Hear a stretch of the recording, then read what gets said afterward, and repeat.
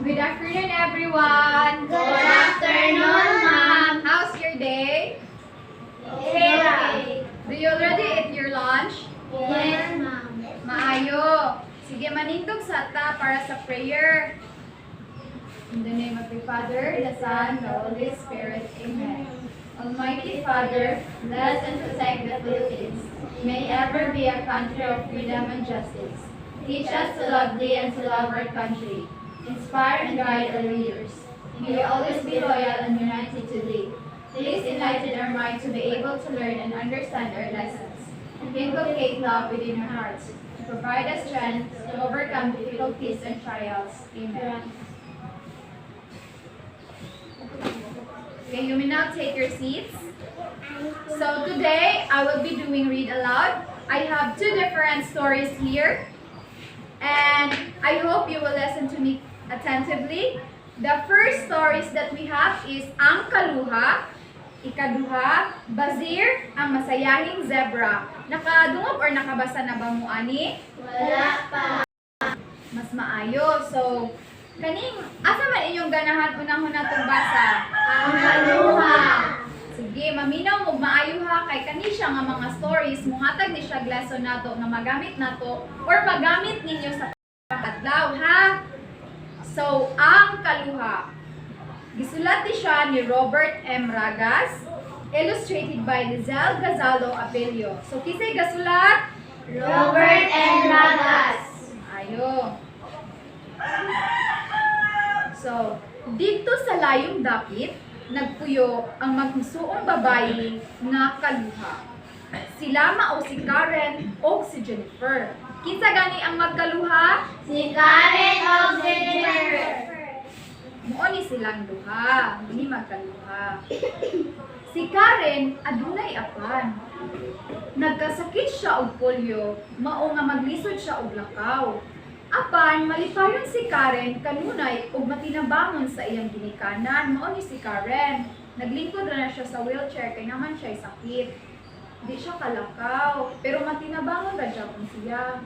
Ang usa ka igsuon nga si Jennifer, himsog ug walay sakit. Apan, tapulan ug kanunay na nagpabadlong. So mo siya si Jennifer, gwapa, himsog, pero siging gapabuyag.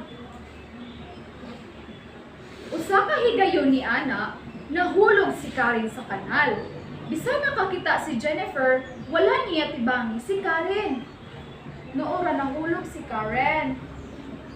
Gikasab-an pag-ayo o gibunalan si Jennifer sa iyang ginikanan.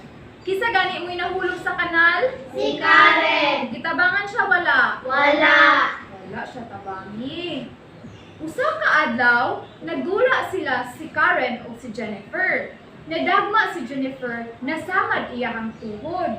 Dali dayon nga niguol si Karen o gitabangan ang iyang kaluha. Nagpasalamat si Jennifer sa kaayo nga gipakita sa gibuhat sa iyang igsuon. Nangano gay nasamad ang tuhod ni Jennifer? Kay nadagma. Gitabangan siyang Karen wala? Itabangan. Yo, naminaw ko dahil manugadula sila, maong nadagma siya, kasama diyang tukod. Sukad ni Adto, kanunay na silang duha magtinabangay. Si Jennifer nahimo na nga buutan o matinabangon. Malipayon kaayo ang ilang ginikanan sa maong panghitabo. So, kisa gani ang magkaluha? Si Karen o si Jennifer. Kinsa mo'y nahulog sa kanal? Si Karen. Tabangan siya wala? Wala. Unya, naunsa man si Jennifer atong wala niya tabangi iyang igsuon. Nadagma. Nadagman niya, tabangan siya wala? Itabangan. Ayun, nabuutan siya wala? Nabuutan. Unsa may iyong nasabtan ani nga story? Sige, Juna Marie. Dapat magtabanganay. Dayon, ngano man kailangan magtabanganay? Kay Ginit sa kamay nga butang. Bisan sa gamay nga butang, dako na nga tabang sa ubang tawo. Dayon, kung kamo na puhon ang manginahanglan, tabangan po mo atong inyong mga tabangan. Kay murag balos-balos ra na ba? Pareha nang diri sa ato ang lugar karon o makamo na pud manginahanglan tabangan pud kung kinsa pud ang itabang ninyo kay kung madili gani mo matinabangon nga pagkatawo ang mga tawo ug kamo nay manginahanglan murag baliwala na pud mo kay wala man mo nitabang sa mga panahon nga ninahanglan sila. Kasabot mo wala? Kasabot! Buhaton ni ninyo dili. Buhaton! Maayo. So diri na ta sa ikaduha nga story. Maayo kanya siya nga story. Paminaw mo tarong ha. Bazir ang masiyahing zebra. Kwento ni Aina Enriquez, ginuhit ni Marvin Romeno at Micael Miranda. So unsa man ni siya? Nahayo. Zebra! Zebra. Unsa ilang unsa pangalan ani niya? Bazir! Bazir. Maraming zebra ang natutuwa kay Bazir. Nagbibigay kasi siya ng saya lalo na sa mga matatanda na zebra. Gusto niyo pa ba ang awitan ko kayo? So kani si Bazir is masiyahin kayo ni siya nga zebra. Dayon hilig siya og palipay sa mga tigulang, hilig siya kanta-kanta o sayaw-sayaw. Habang umaawit at sumasayaw si Bazir, parang naaaliw din ang mga zebra. Aliw na aliw tuloy sa kanya ang mga ito. So nuura, bogag sayaw-sayaw o kanta si Bazir. Kung may naiinis kay Bazir, iyon ay si Zibor. Anak siya ng leader ng mga zebra. Kinsay anak sa mga leaders mga zebra? Zibor! Ayo. Ganahan siya ni Bazir, dili? Dili! Nasuya siya ni Bazir. Ano ba ang mga nagustuhan nila kay Bazir? Ang pangit naman niyang kumanta. Minsan ay sabi ni Zibor sa mga kaibigan. So kani si Zibor, iyang inon iyang mga amigo nga, unsay nagustuhan nila ni Bazir, unsay nagustuhan ang mga tigulang ni Bazir nga maot man siya mo kanta. So malambing kasi siya sa mga matatandang zebra. Alam mo naman ang mga matatanda kulang sa pansin. Muna'y giingon sa mga barkada ni Zibor, dito ni Zibor, every time mag-istoryahan ni sila. So para nila, ang mga gulang kulang ako ng mga pansin and si Bazir mo pansin nila, mong ganahan kayo sila ni Bazir. Lalong na ni Zibor nang maging tagahangan ni Bazir ang lola niya. Bihira na nga ang mga batang zebra na katulad niya, ang sabi ng lola ni Zibor. So mas lalong nangisog si Zibor ni Bazir kay hasta ang Zibor tagahanga ni Bazir. Nagpatuloy si Bazir sa pagbibigay aliw sa mga.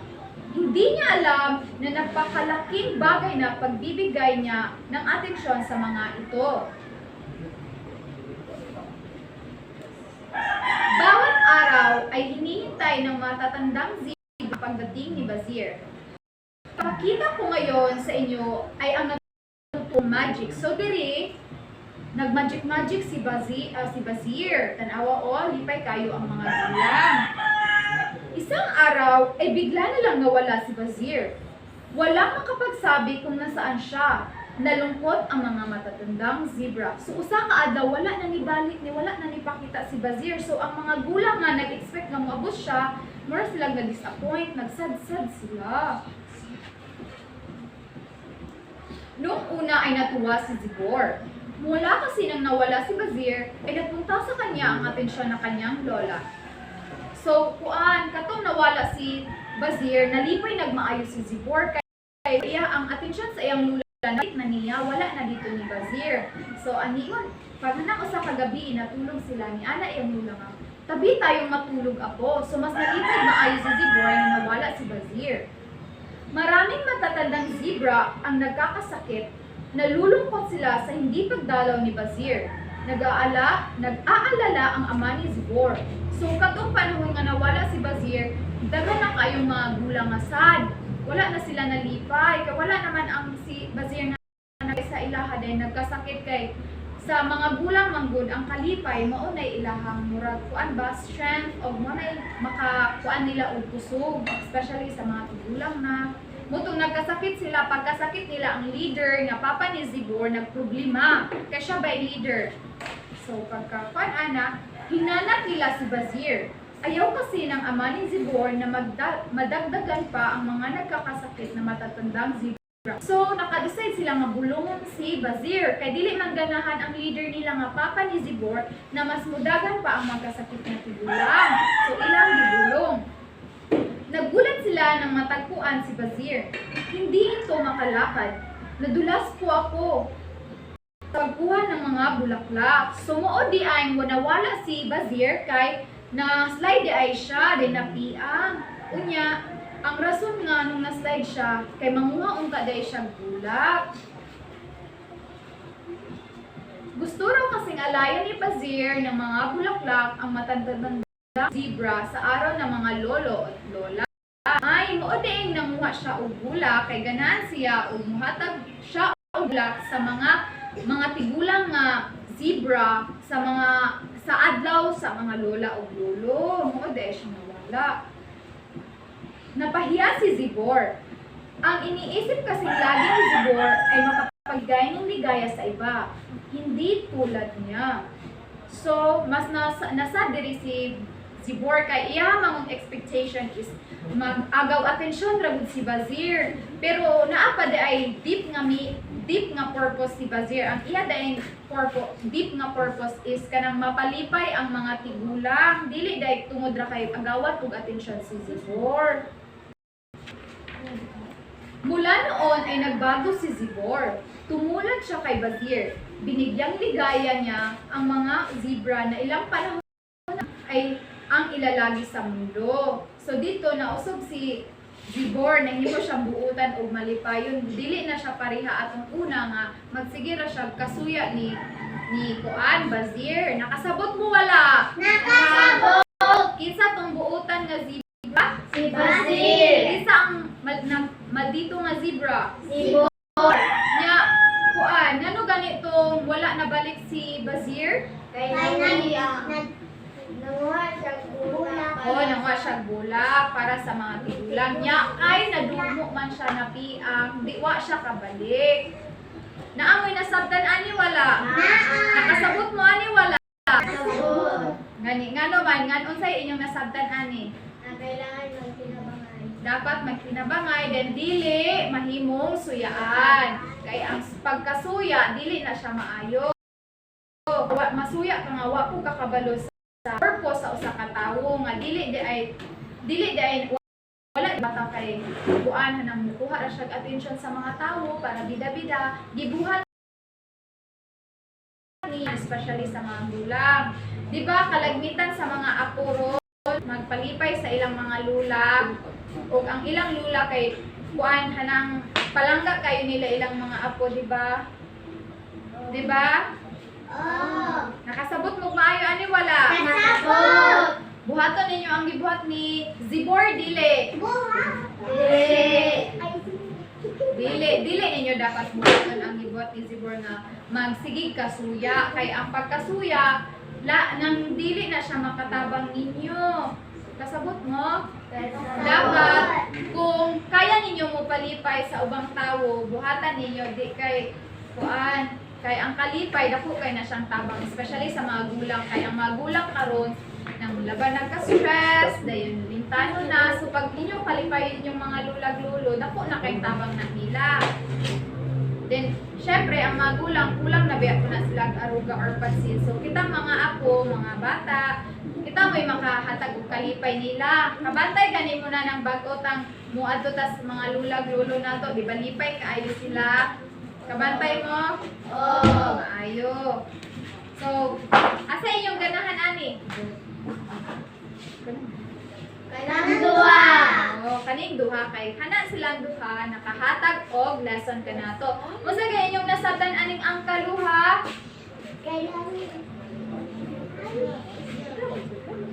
Unsay nasabtan? Kailangan magtinabangay. Kay bisan sa gamay nga butang, pwede na nga dako nga butang sa uban. Then kung ikaw na yung manginahanglan puhon, tabangan sa uban. Tabangan. Dapat ang magigsuon dili magsigi og away. Kay ang magigsuon kamura japon ang magsigig kuyog. Ha, kasabot. Kasabot. Ayo. Unsay nasabtan ninyo aning Bazir ang masayahin? Dili magbida-bida. Dili magsigig bida-bida. Kay ang pagbida-bida walay maayong kaadtuan. Sige. Muora to siya. Thank you kaayo o mag-test or mag-exam ta ugma. Kasabot mo wala? Kasabot. Ayo, sige.